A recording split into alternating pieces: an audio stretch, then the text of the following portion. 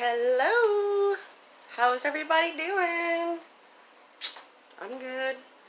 So today I am making something fantastic.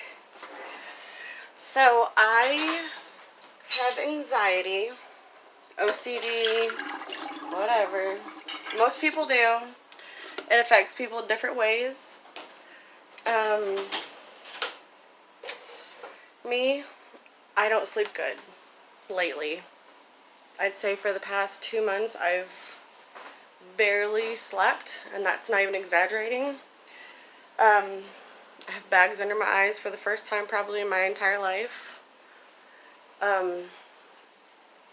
So yeah, I have braids because when my anxiety is bad, I start pulling out hair. So this prevents me.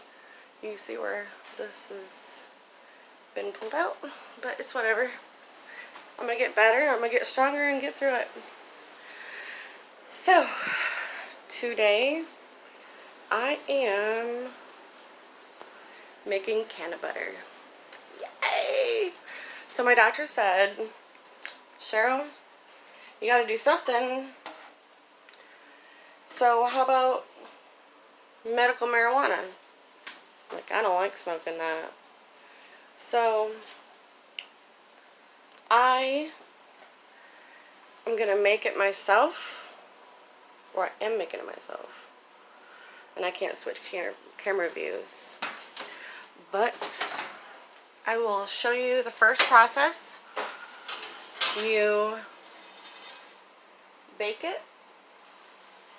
You bake the marijuana on 240 degrees in the oven for 3 hours. And then you have to move it around every so often so that it doesn't dry out in just one spot. And you don't want it to be like ground, you want it to be kind of coarse. So that's my first process. So that's like, I don't know, I think I said 3 hours on 240 degrees. And I've had mine in for about 30 minutes.